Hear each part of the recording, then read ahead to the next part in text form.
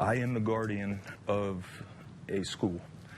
My job is what I was advised: eliminate a threat. Not just a shooter, but a threat. In a story you'll only see on NBC2, for the first time, we're hearing from one of just 6 Lee County guardians actively protecting a local school. These guardians aren't police, they aren't military, they're armed school staff. NBC2's Chris Redfearn gives us a look at who they are, why they signed up for this, and what it took to get them trained.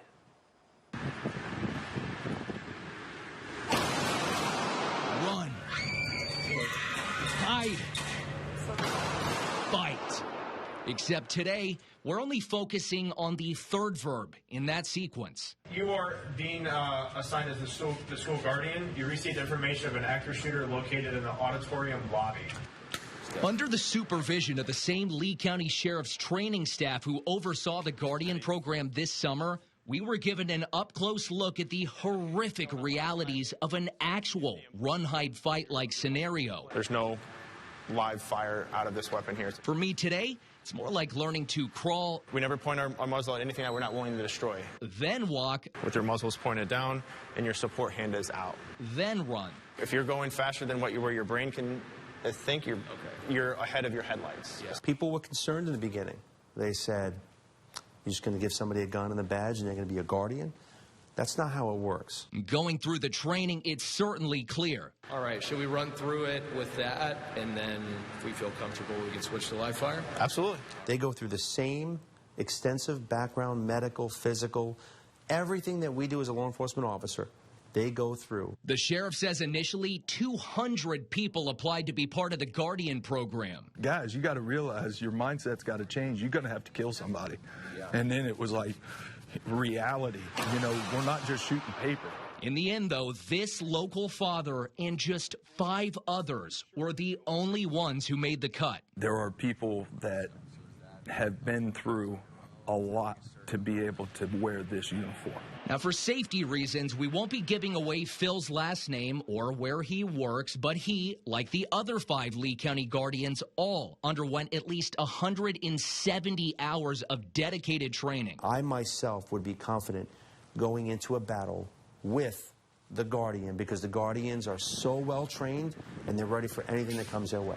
170 hours, that's 26 more than what's required by the state for Guardians. It's more than double what it takes to become an armed security guard here in Florida. You can't ever reclaim an actual event when it takes place. Which is why Phil, a former police officer, mind you, says training in this role is everything. They make it as alive and as real as scenarios in order for you to understand how are you going to react when someone's running at you. What are you going to do when you have a school full of children running down the stairs? Phil says this summer they did all of that, had real kids, actors screaming, running, trying to distract Guardians as they swept real local schools while someone fired off blanks.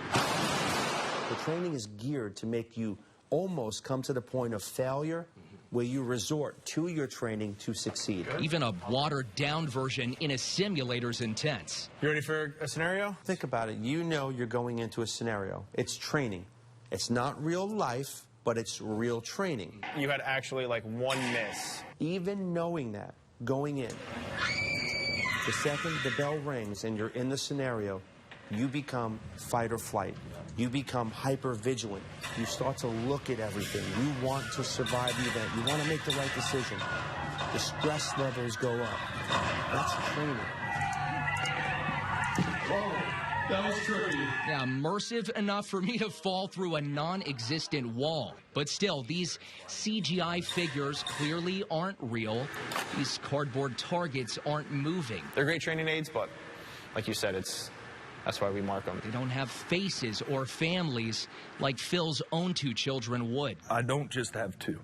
I have 300, 400 now. And each of them I feel I'm responsible for. Unfortunately, these are the times. And parents want to see it.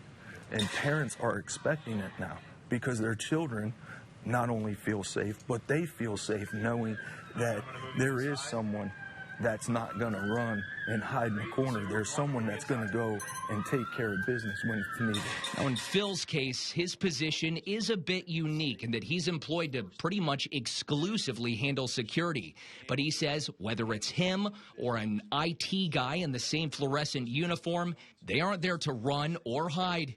They are only there to fight. And I hate to say this, but even if I don't make it, they'll be able to. And that gives me a sense of security there. So right now, just these 6 Lee County Guardians across local schools. It is worth noting private schools are technically allowed to take advantage of the Guardian program as well.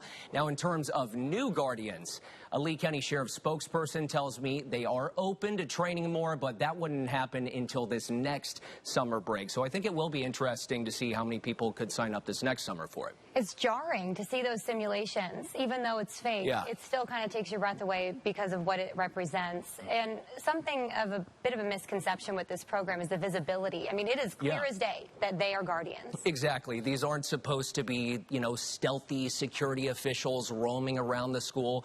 They are easily visible. Every one of them is wearing that kind of very similar color to your dress. Bright yellow fluorescent, says Guardian across the back. They are meant to be visible because they're acting as, you know, kind of de facto school resource officers. They want them interacting with the kids and the staff, and they want students to be able to find them, God forbid they need to. It's a great report. Our viewers now know a little bit more about this program. Thanks, Peter. Thanks, Chris. All right, let's get you up to speed.